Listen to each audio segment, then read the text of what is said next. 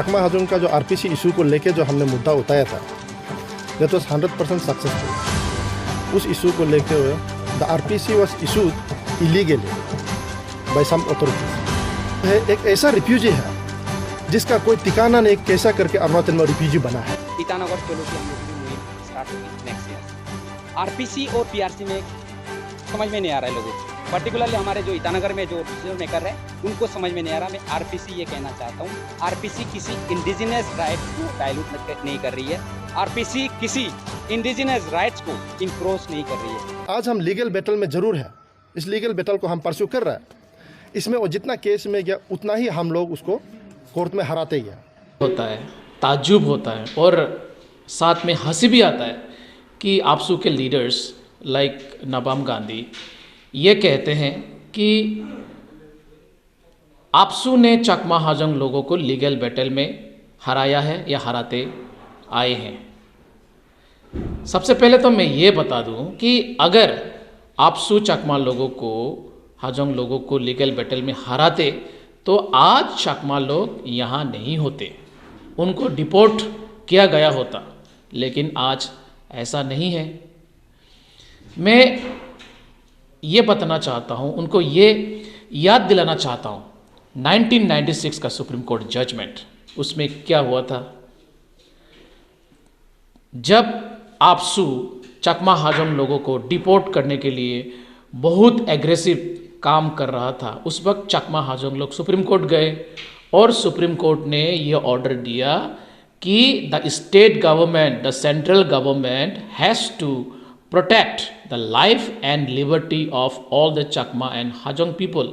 और साथ में ये भी कहा है स्पेसिफिकली आपसू के लिए कि आपसू जैसे नॉन स्टेट एक्टर के खिलाफ उनको रोकने के लिए, चकमा लोगों को प्रोटेक्शन देने के लिए ज़रूरत पड़े तो सेंट्रल सरकार से आप एक्स्ट्रा फोर्सेस मंगवा सकते हैं। दूसरा एग्जांपल मैं आपको ये देता हूँ। 2000 इन द ईयर 2000 चकमा और हाजोंग लोग एक पेटिशन लेके गए दिल्ली हाई कोर्ट।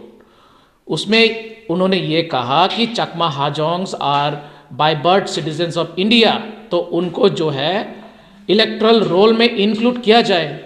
और सितंबर 2000 में दिल्ली हाई कोर्ट ने क्या कहा, ये घोषित किया कि all the Chakmas who are born in India they are by birth citizens under section 31A और they are eligible to be enrolled in electoral roll. जिसके बाद इलेक्शन कमीशन ने भी एक स्पेशल गाइडलाइन दिया जिसके तहत चकमा और हाजोंग लोगों को अरुणाचल प्रदेश के स्टेट इलेक्टोरल रोल में डाला गया। चकमा हाजोंग लोगों ने आपसू के खिलाफ जो लीगल बैटल्स है उनको जीती है। और साथ ही साथ ये भी मैं कहना चाहता हूँ, आपसू मेरे ख्याल से ये सब जानती है, जानने से भी जो सच को जो है वो लोग पब्लिक को नहीं बताती है, क्योंकि वे तो इस इशू को, चकमा हाजोंग इशू को एक पॉलिटिकल मुद्दा बना के रखना चाहती है, इसको सॉल्व नहीं करना चाहती है। तो सच बात यही है कि ये चकमा हाजोंग इशू जो है एक अरुणाचल का एक पॉलिटिकल मुद्दा बन के रह गया है और इसका फ़ायदा जो है कुछ लोग उठाते हैं।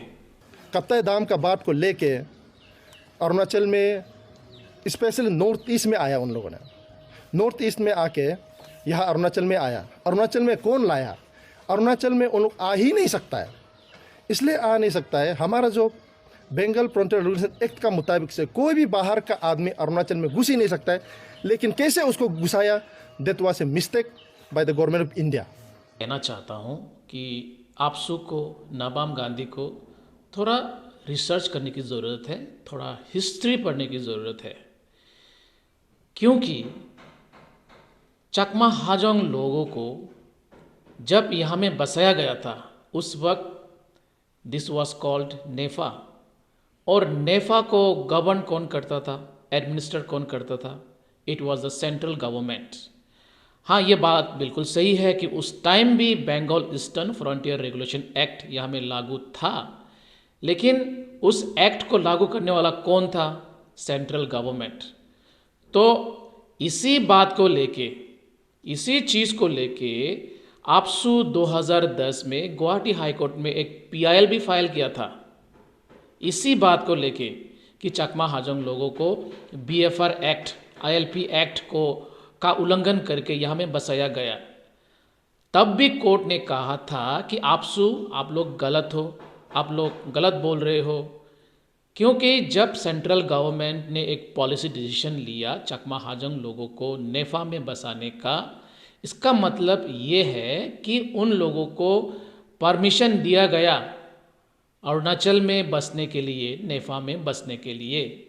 इसलिए आप लोग ये जो गीत गा रहे हो, जो राग गा रहे हो इतना सालों से, ये बिल्कुल जो है एक जुमला जैसा बन गया है इस वक्त, ये झूठ है। चकमा हाजोंग लोगों के लिए कोर्ट ने साफ साफ कहा है कि BFR एक्ट जो है लागू नहीं होता है और सेंट्रल सरकार जो है BFR एक्ट का उल्लंघन करके चकमा हाजोंग लोगों को यहाँ में नहीं बसाया। ये बात कोर्ट ने साफ साफ कह दिया है। कम से कम आप कोर्ट के तो बात मान लो। बंगाल रेगुलेशन फ्रंटियर एक्ट का मुताबिक से आप ये समझिए, आप यहाँ में नॉन अरुणाचली यहाँ में कहीं गैदर भी नहीं कर सकता है, और रूल्स में क्लियर कर दिया हुआ है कि आप यहाँ में कहीं भी गैदर नहीं कर सकता, हमारा नेचुरल रिसोर्स को कहीं यूज नहीं कर सकता है, हमारा जो राइट को कभी आप करतल नहीं कर सकता है। आपको यहाँ में उस रूल का अंदर में तो आपको फोटो खींचना भी मना है, आपको कहीं एक जगह में इकट्ठा होना भी मना है, लेकिन आप उस रूल को वायलेट करके आज आप जो है दाइन में बहुत बड़ा रैली करता है। देखिए, आप जो है अरुणाचल आदमी को इंसल्ट मत कीजिए। आप ऐसा मत बोलिए कि हम अरुणाचल में ईटानगर में रैली करेगा। यहाँ रैली करने के लिए किसी का ये नहीं है। हमारा अरुणाचल में ईटानगर में रैली करना भी होगा तो हमारा यहाँ का इंडिजिनस लोकल आदमी कर सकता है। नबम गांधी जी, चकमा हाजोंग लोग फॉरेनर्स नहीं है। मैंने आपको पहले भी कहा है, बहुत सारे कोर्ट के जजमेंट्स हैं इस बात को प्रमाण करने के लिए। हम लोग भारत के नागरिक हैं, इस नाते हमारे पास अधिकार है, एक डेमोक्रेटिक राइट्स है। हम लोग डेमोक्रेटिकली प्रोटेस्ट कर सकते हैं, चाहे हम लोग डाइन में प्रोटेस्ट करें, चाहे दिल्ली में करें, या भारत के किसी कोने में करें, या ईटानगर में करें, यह हम लोगों का अधिकार है। ये लॉ ऑफ द लैंड है और इस देश में अरुणाचल में लॉ ऑफ द लैंड ही चलेगा। आपका जो है एनआरकी नहीं चलेगा, किसी का भी अराजकता यहाँ में नहीं चलेगा। उस आदमी लोगों का वजह से हम लोग आज जो है हमारा डेमोग्राफिक चेंज हो रहा है। Unofficially their population is more than 1,50,000, may be 2 lakh. ये डेमोग्राफिक प्रोफाइल चेंज करने वाली बात ये आपसू का बहुत पुरानी है। ये एक जुमला है, एक बहुत बड़ा झूठ है जो आपसू जो है अपने लोगों को बताती है। मैं ये कहना चाहता हूँ, मैं आपको ये बताना चाहता हूँ, चकमा हाजोंग लोगों को यहाँ लाने का मकसद, नेफा में लाने का मकसद भी यही था कि हम लोग इस एरिया की डेमोग्राफिक प्रोफाइल को चेंज करें, पॉपुलेशन लाके। उस वक्त नेफा में पॉपुलेशन की ज़रूरत थी, इसलिए चकमा हाजोंग लोगों को लाया गया था। आपको मैं फैक्ट्स बता दूं, जब चकमा हाजोंग लोगों को यहाँ में बसाया गया तो इस एरिया में सिर्फ 1100 लोगों की पॉपुलेशन थी। इस एरिया, ये जो एरिया है, इसका टोटल एरिया था उस अराउंड 18,000 स्क्वायर किलोमीटर, मतलब कि हर स्क्वायर किलोमीटर में लगभग आधा लोग सिर्फ रहता था। और पूरा अरुणाचल का जो डेंसिटी ऑफ पॉपुलेशन था उस वक्त सिर्फ 6% पर स्क्वायर माइल था। इस वजह से जो है चकमा हाजोंग लोगों को यहाँ में लाने के लिए भारत सरकार ने कोशिश किया था, ताकि हम लोग यहाँ में पॉपुलेशन को बढ़ाए, ताकि हम लोग जो है पॉपुलेशन से हम लोग जो है इस धरती को, इस मिट्टी को चाइना या दूसरे देश, ताकि इस मिट्टी को हड़प ना ले, हम लोग एक पॉजिटिव डिटरेंट के रूप में काम करें। इसलिए हम लोगों को लाया गया था। और आप जो बोल रहे हो चकमा हाजोंग लोगों की पॉपुलेशन 1.5 लाख 2 लाख, ये बात तो आप 2000 से बोल रहे हो। मैं आपको ये बताना चाहता हूँ, आप कम से कम सरकार की बात तो माने। सरकार का जो डेटा है 2011 का सेंसस है, उसको आप तो मानिए कम से कम। उस हिसाब से चकमा हाजोंग लोगों की पॉपुलेशन कितनी है? अराउंड 45,000। और इस वक्त आप अगर कैलकुलेट करेंगे 2023 में तो कितना होगा, लगभग 60,000 या 65,000 हो सकता है ज़्यादा से ज़्यादा। आप जो बोल रहे हो 1.5 लाख 2 लाख, ये जो है 2023 की एक बहुत बड़ा जो है झूठ है, बहुत बड़ा जुमला है।